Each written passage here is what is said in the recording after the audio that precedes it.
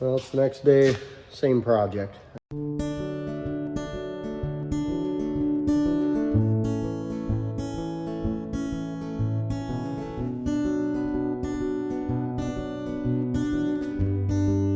I've got the bottom layer on my head done here for these rubber pieces. I'm getting ready to pick it up at the combine, unfold it, and work on them top ones. But I've got one of these, this piece right here is where it mounts to is actually kind of busted out there, so I might have to take that apart and get that fixed. I don't know if I can just weld it back together. It's not looking like it. It's looking like it's pretty mangled up, so kind of have to see how that goes when I get it unfolded and see what it looks like and get her taken apart. This is kind of what it looks like. All these rubber things on the bottom there, just to knock down all the stuff that the chopping head kicks up.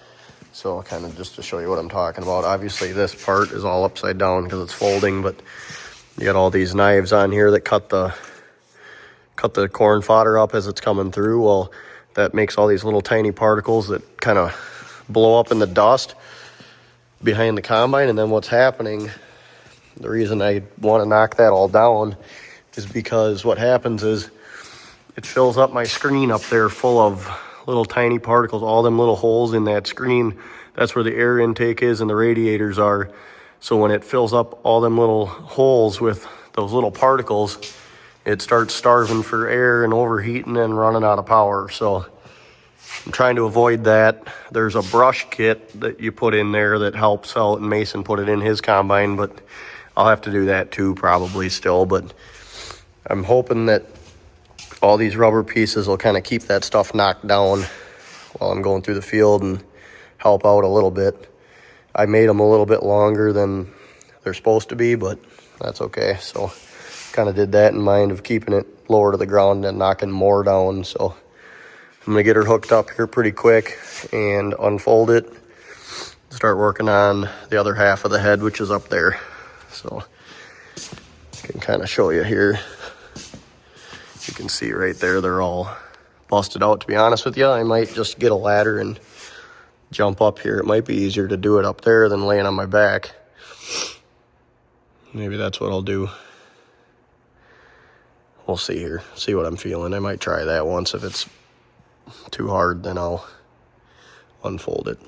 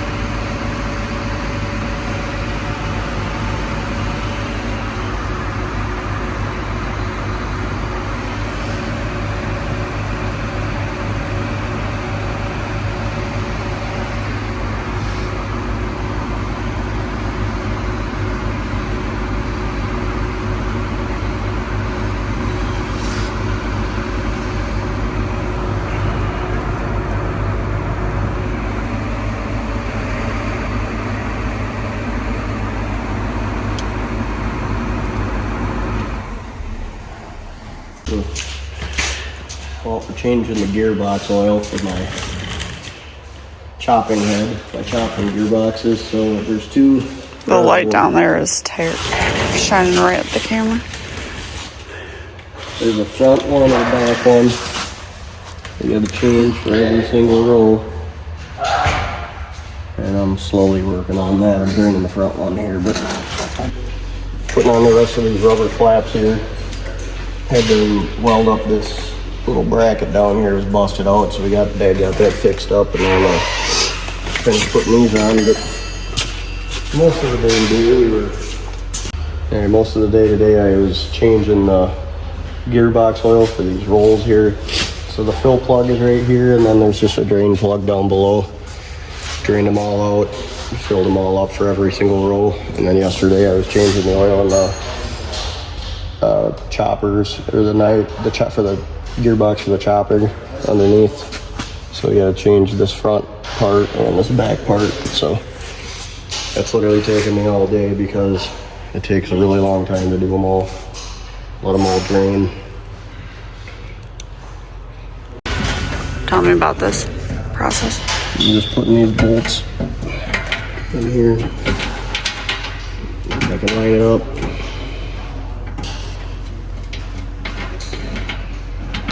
It's a struggle.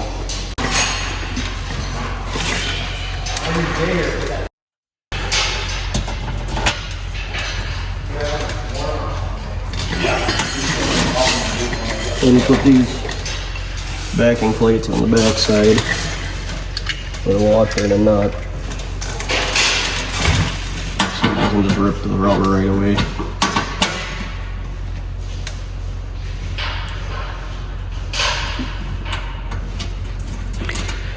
And why are we doing a farmer fix on this? I already told him yesterday. Oh, because it costs a lot of moolah. These are $65 a piece from Case IH. These were free, other than my time cutting them and drilling them. My time isn't worth $1, so. It ain't worth $1, it ain't worth a dime. That's why I poop on company time.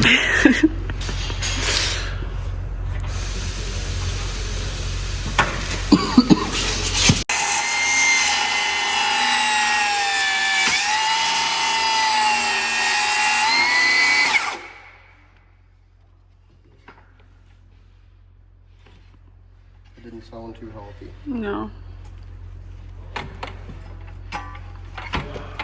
Should have kept going.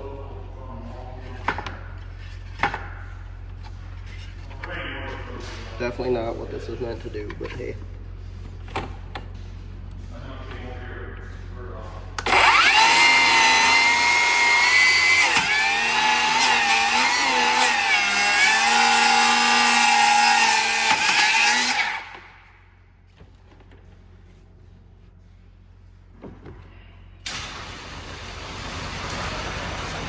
Safety's quick.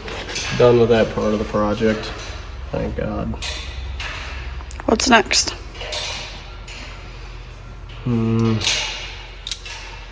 Well, I need a few parts I don't have.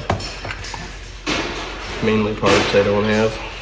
On the other side, there's this little pan right here that's under the auger. It's got a few holes in it and a couple of them, so we're missing a bolt right there. Everywhere I look, there's another thing to do. This PTO shaft cover needs to be fixed.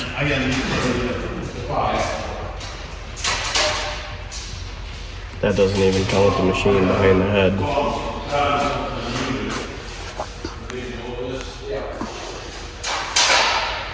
Good thing you got a few months. Winter left. Right. Where did I put the... A sun drop drinker was here. This can's half full.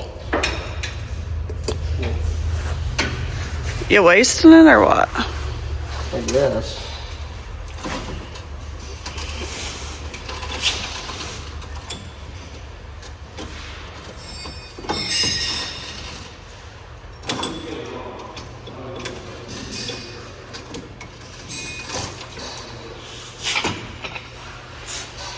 but I'm missing a couple of nuts. That's part of the part they need. There's one right here missing, and then there's one right here missing. Actually, this whole sprocket was gone. Is that why it looks new compared to the rest? Yeah. Then there's these. If anybody's got some aftermarket ones that they like, because see how these ones are solid? Look on the edge of it. See how it's solid? These ones are riveted together, two halves, and these ones suck. See, there's like a top half and a bottom half, and they're riveted together there. Mm-hmm. These are all the new style, but yeah, half of them are one way and half of them are the other. I think the sprocket was like 130 bucks, so I guess I'm gonna have to see what I can even do with no parts. Pretty soon we're gonna have to go get some parts. So that's gonna be it for today's video.